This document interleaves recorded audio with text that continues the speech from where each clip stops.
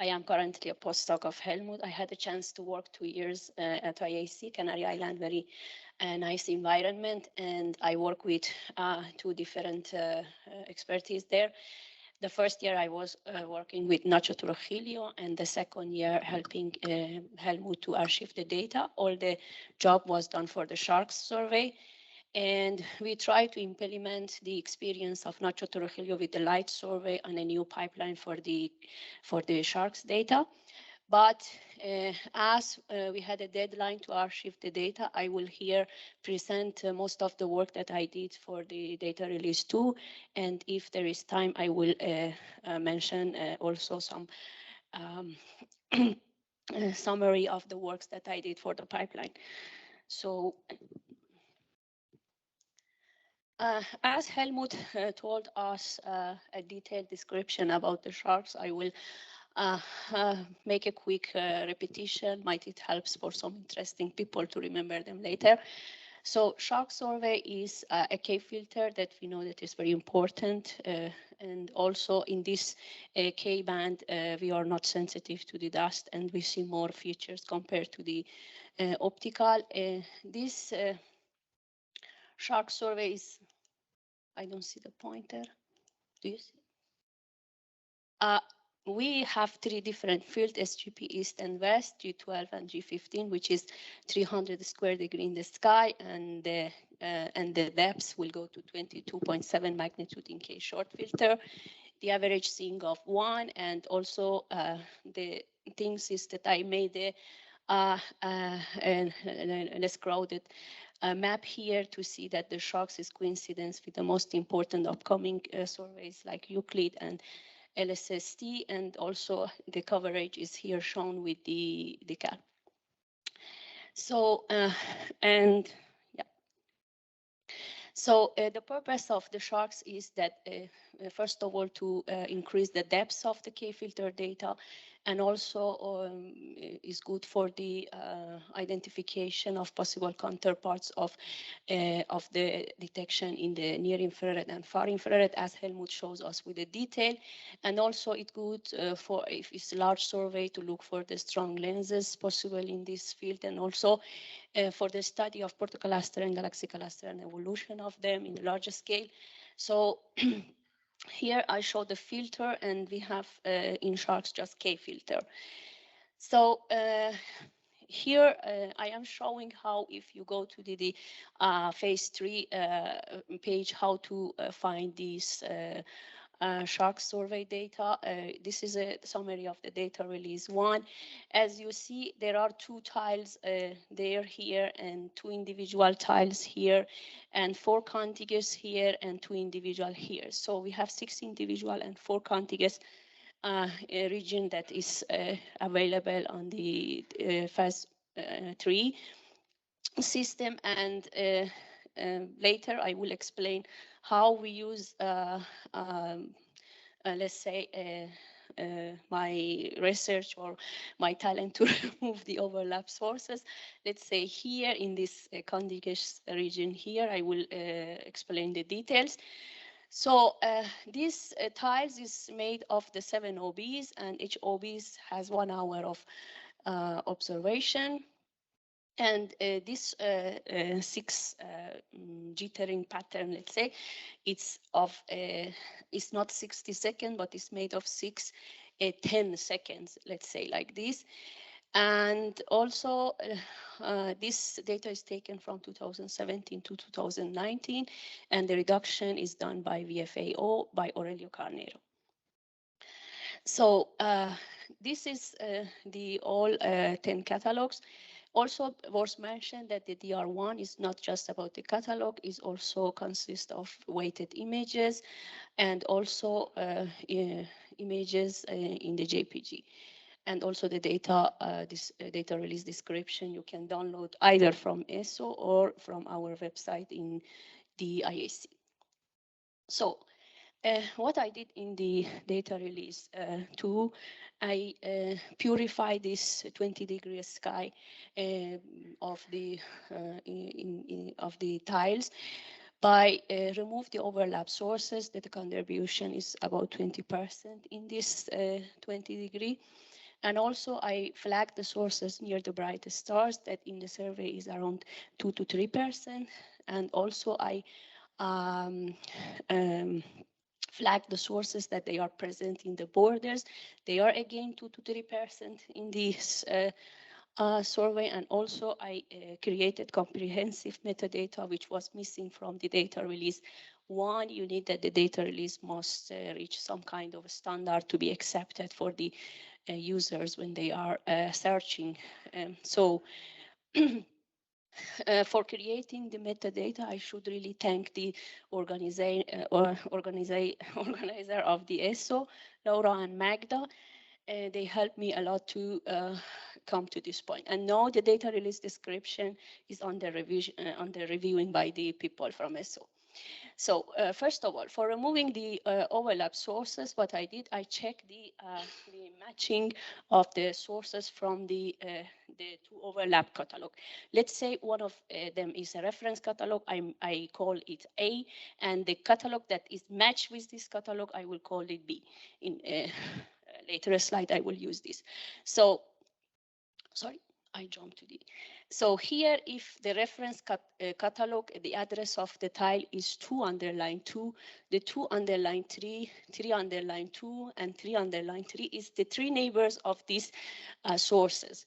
And worth to mention that in a long line of this tile, it was 20,000 sources that were like in overlap region. And in the smaller line, it was like 10,000 sources, and in the corner, around 4,000 to 5,000 sources, they were in an overlap region. Or a duplicate sources, let's say they present as a duplicate sources in the catalog. So regarding the match, I found that there is a very, very small like the distance of the match sources in 1 arcsecond. So it means that there is no systematic offset in our matching. And so to choose which sources we need to keep as in the final catalog, I check the consistency of the signal to noise of the sources.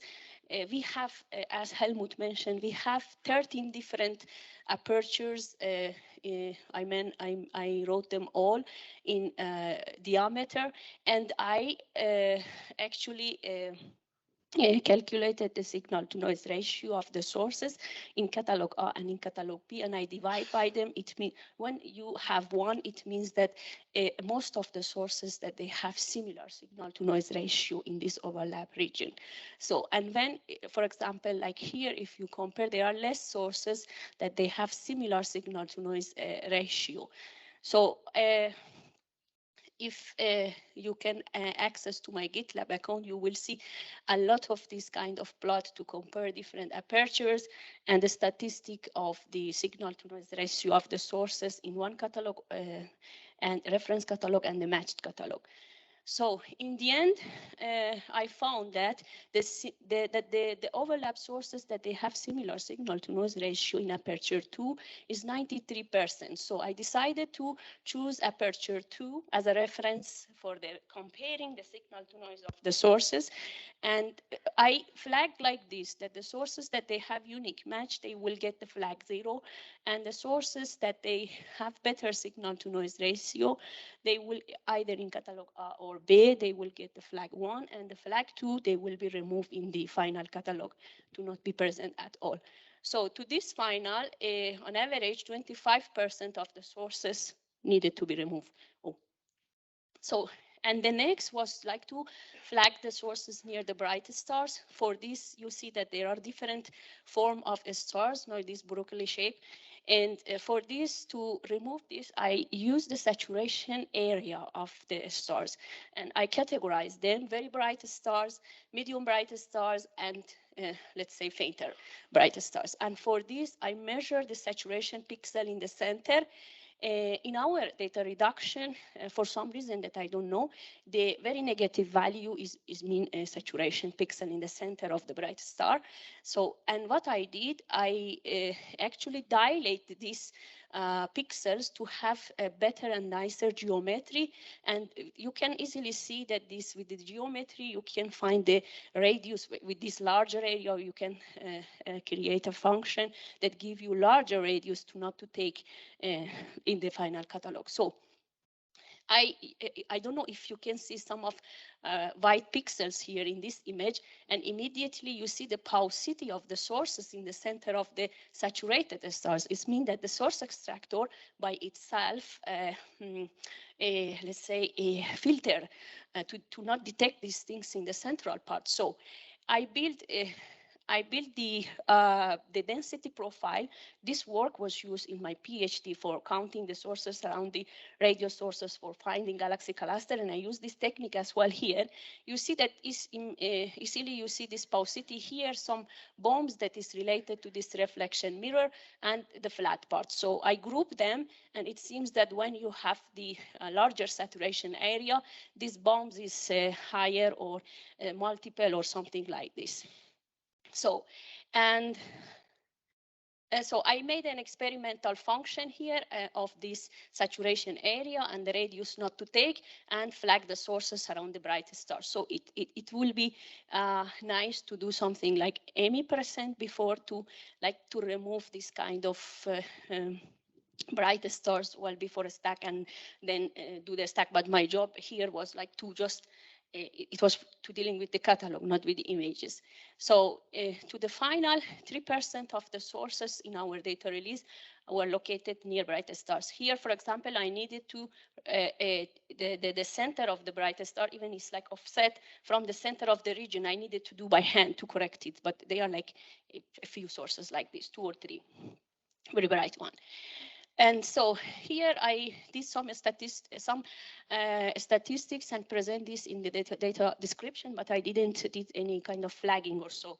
I used the class star indexing of source extractor to separate between the point source and extended sources. Here I use this this range of 0.7 to 1 for classifying the stars from separating the star from the galaxies.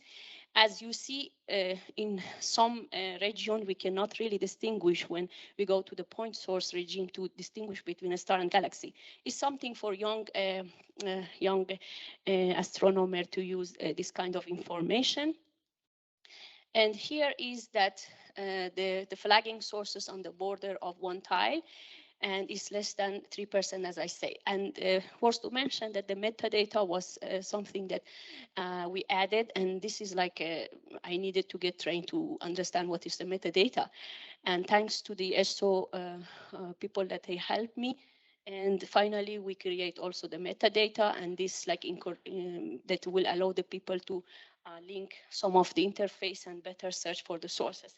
And finally, I needed to do some like name convenient for the sources, that this is not important for now. Instead, let me to say that, okay, in the for the completeness of the catalog, as Helmut already also mentioned, the completeness limit is to 22.6, but the detection limit will go to 23.2. As you see, I did for only point sources.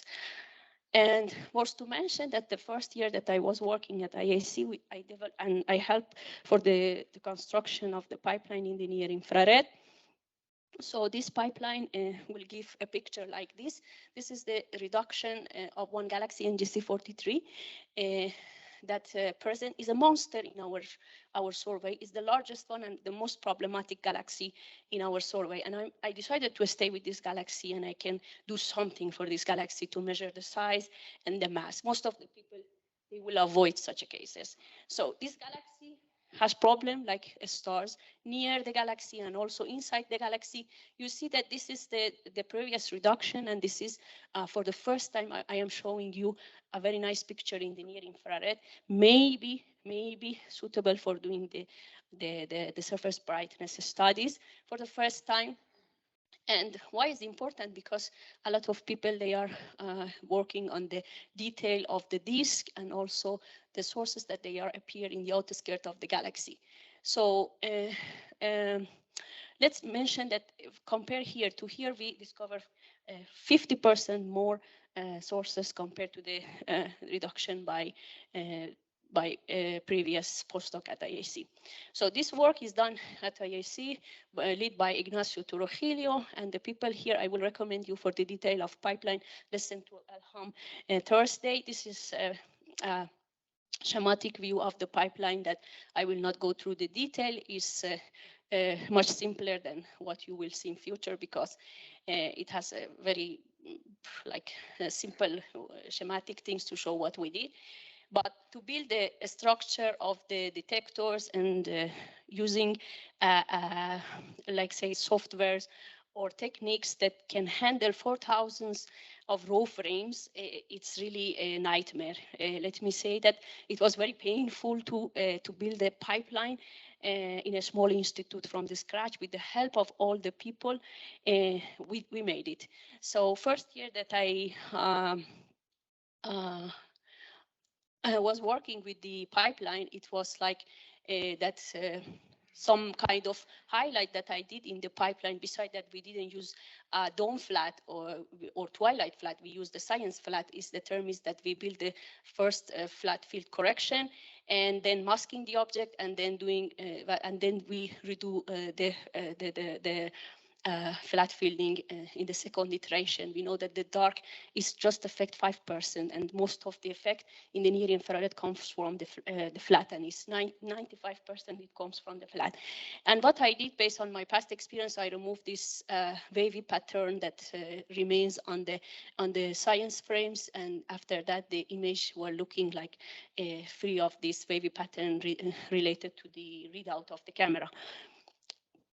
So, and another things that I did is that Solfit is really easy tool to use. Instead of using a SCAMP, we needed to do a quick astrometry and to not lose a lot of time. What Solfit is using its own build, let's say, a catalog of sources that is made from source extractor, but we changed it and we made a catalog by GinoAstro, that is tool that is Mohammad Akhlaqi is creating. This is based on segment and this thing like erosion and something like segment map and detection based on the segment map, not based on the ellipse that source extractor do.